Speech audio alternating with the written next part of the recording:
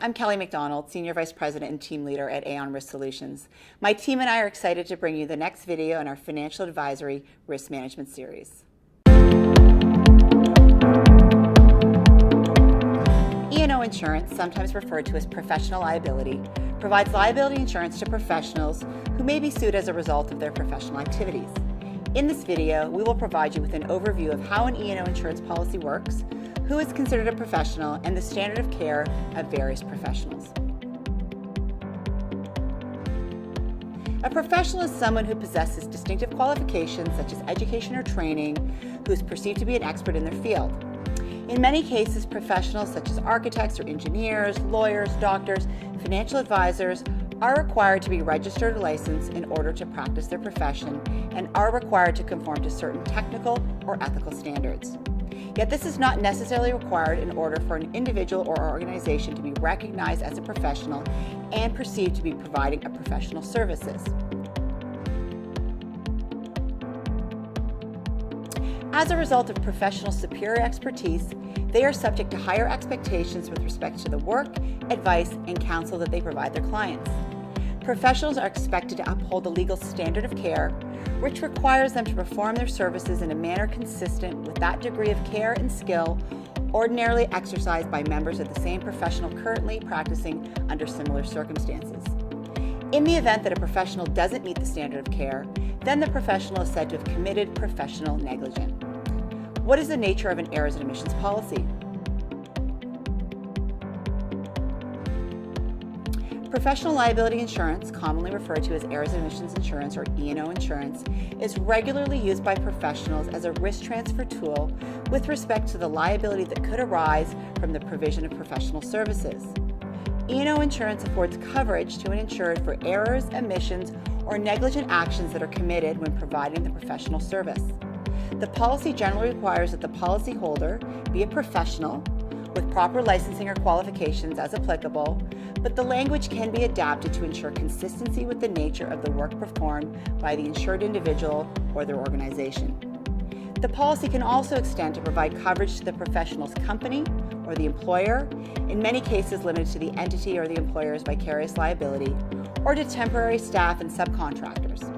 However, every E&O policy is different and the extent of coverage will vary. The policy provides third-party liability coverage. As such, it is triggered when a client alleges that they've suffered a loss as a result of the insured's professional services or professional negligence. In contrast to claims covered by a general liability policy, claims alleging professional liability often involve loss that is not the result of an accident or occurrence that causes injury or physical damage. Professional liability policies are generally designed to provide coverage to the insured for both the cost of defending against a claim as well as any alleged damages. Most E&O insurance policies are written on a claims made and reported basis, which means that the policy in place at the time the claim is made against the insured is the policy that will respond, so long as the claim arises from a wrongful act committed after the retroactive date on the policy and is reported during the same policy period. This is beneficial to the policyholder because, so long as E&O insurance is maintained and the retroactive date on the E&O insurance policy does not change, the insured will have coverage for a claim even if it arises many years after the professional services was provided. So what are the key features of an E&O policy? Number one, insuring agreements. They describe what's covered. 2, definitions. They define who's covered under the policy. Exclusions. They outline what's not covered by the policy. Terms and conditions.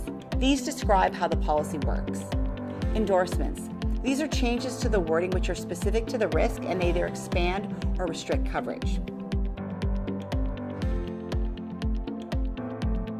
This section sets out the scope of coverage provided by an E&O policy. Professional services. Loss that an insured individual is legally obligated to pay on account of a claim as a result of any act, error, or omission in the performance of professional services. Vicarious liability. This is loss that a policyholder becomes legally obligated to pay as a result of a claim alleging a policyholder's vicarious liability incurred in the performance of professional services by an insured individual. Failure to supervise. Loss that the policyholder becomes legally obligated to pay as a result of a claim alleging a failure to supervise an insured individual in the performance of professional services. Regulatory investigations. These are defense costs that an insured individual or organization incurs when they are required to appear before a governing regulatory body. Generally, there are 4 types of exclusions, events, or categories that are not covered by a professional liability policy. 1. Matters covered under other policies, for example, bodily injury resulting from an accident, bodily injury to employees, pollution, pension liability, for example. Bodily injury and property damage exclusions can be carved back or deleted such that coverage exists for third-party bodily injury or property damage that results from the provision of professional services. 2. Matters uninsurable under the law, for example, fraud, dishonest acts, fines and penalties. 3. Uninsurable risks, such as war, nuclear liability, and the consequences of deliberate and intentional wrongdoings. And 4. Matters too precarious to underwrite, things such as insured versus insured, prior and pending litigation. Coverage is excluded for loss arising from a legal action initiated by an associated company or individual, claims that are ongoing at the time of insurance is purchased, or matters that the insured is aware might give rise to a claim at the time the insurance is purchased will not be covered. The terms and conditions portion of the policy governs how a policy works. It includes provisions addressing when and how to give notice of a claim, circumstances that could give rise to a claim, the territory in which the policy will respond, what to do in the event of a dispute between the insurer and the insured, how to address a claim which contains covered and uncovered matters or covered and uncovered insureds, how to cancel the policy. Remember to always review your policy wording in detail and contact your Aon account representative with any questions or for clarifications on how your specific policy works.